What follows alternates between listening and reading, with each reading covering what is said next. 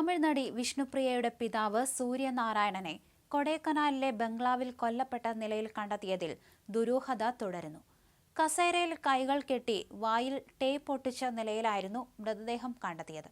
ഇത് ആസൂത്രിതമായ പ്രതികാരക്കൊലയാണോ എന്ന് സംശയിച്ച് പോലീസ് അന്വേഷണം ഊർജിതമാക്കിയിട്ടുണ്ട്. കൊടൈക്കനാലിലെ പ്രമുഖ വിനോദസഞ്ചാര കേന്ദ്രമായ കുറിഞ്ഞി ആണ്ടവർ ക്ഷേത്രത്തിന് സമീപമുള്ള ബംഗ്ലാവിലാണ് സംഭവമുണ്ടായത്. പോലീസ് എത്തുമ്പോൾ സൂര്യനാരായണന് ജീവൻ നഷ്ടപ്പെട്ടിരുന്നു.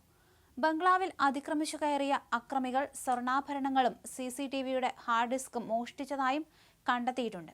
ബംഗ്ലാവിലെ ജീവനക്കാരായ അറുമുഖം, മുരളി എന്നിവരെ കയർ ഉപയോഗിച്ച് കെട്ടിയിട്ട നിലയിലായിരുന്നു. ഇരുവരെയും പോലീസ് വിശദമായി ചോദ്യം ചെയ്തു വരികയാണ്. കഴിഞ്ഞ 2 ദിവസമായി ബംഗ്ലാവിലെ മുറികൾ വാടകയ്ക്കെടുത്ത് താമസിച്ചിരുന്ന 5 യുവാക്കളെ കേന്ദ്രീകരിച്ചാണ് പോലീസ് അന്വേഷണം പുരോഗമിക്കുന്നത്. 2018 നടന്ന ഒരു കൊലപാതകവുമായി സൂര്യനാരായണന്റെ മരണത്തിന് ബന്ധമുണ്ടോ എന്ന് പോലീസ് സംശയിക്കുന്നുണ്ട്. അന്ന് വിഷ്ണുപ്രിയയ്ക്ക് അടുപ്പമുണ്ടായിരുന്ന കാർ ഡ്രൈവർ പ്രഭാകരൻ കൊല്ലപ്പെട്ട സംഭവത്തിൽ സൂര്യനാരായണൻ അറസ്റ്റിലായിരുന്നു. കൊടൈക്കനാലിലെ വനമേഖലയിൽ കഴുത്തറുത്ത നിലയിലാണ് പ്രഭാകരന്റെ മൃതദേഹം കണ്ടെത്തിയത്.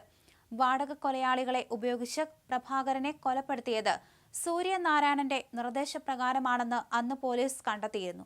വിവാഹിതയായിരുന്ന വിഷ്ണുപ്രിയ പ്രഭാകരനുമായി അടുത്തതാണ് സൂര്യനാരായണനെ പ്രകോപിപ്പിച്ചത്.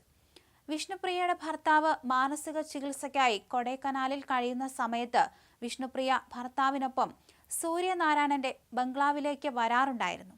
ഈ യാത്രകളിൽ വിമാനത്താവളത്തിൽ നിന്ന് കൊടൈക്കനാലിലേക്കും തിരിച്ചും വിഷ്ണുപ്രിയയെ കൊണ്ടുപോയിരുന്നത് കാർ ഡ്രൈവറായ പ്രഭാകരനായിരുന്നു. ഈ അടുപ്പം തടയാൻ സൂര്യനാരായണൻ ശ്രമിച്ചെങ്കിലും ഫലമുണ്ടായില്ല. ഈ സംഭവങ്ങളുമായി ബന്ധപ്പെട്ട പ്രതികാരമാണ് പുതിയ കൊലപാതകത്തിന് പിന്നിലെ സാധ്യതയെന്ന് പോലീസ് വിലയിരുത്തുന്നു. തന്റെ ആജ്ഞ ലംഘിച്ച പ്രഭാകരനെ വകവരുത്താൻ സൂര്യനാരായണൻ കടുത്ത തീരുമാനമെടുക്കുകയായിരുന്നു അന്ന്. മണികണ്ഠൻ, മുഹമ്മദ് സൽമാൻ, ഇർഫാൻ എന്നിവർക്ക് പ്രഭാകരനെ കൊല്ലാൻ 3.5 ലക്ഷം രൂപയും 13 സെന്റ് ഭൂമിയുമാണ് കൊട്ടേഷൻ തുകയായി നൽകിയത്.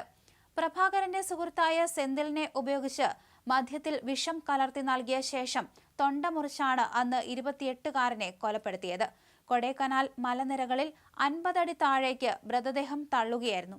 പ്രഭാകരന്റെ മരണത്തിന് പിന്നിലെ ആസൂത്രകൻ സൂര്യനാരായണനാണെന്ന് പോലീസ് കണ്ടെത്തിയിരുന്നു.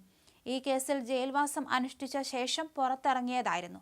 ഇപ്പോൾ സൂര്യനാരായണന്റെ വീട്ടിലെത്തിയ 5-അംഗ സംഘം അദ്ദേഹത്തെ സമാനമായ രീതിയിൽ ശ്വാസം മുട്ടിച്ച് കൊലപ്പെടുത്തിയത് പ്രഭാകരന്റെ ബന്ധുക്കളോ സുഹൃത്തുക്കളോ നടത്തിയ പകവീട്ടലാണോ എന്നാണ് പോലീസ് പ്രധാനമായും സംശയിക്കുന്നത്.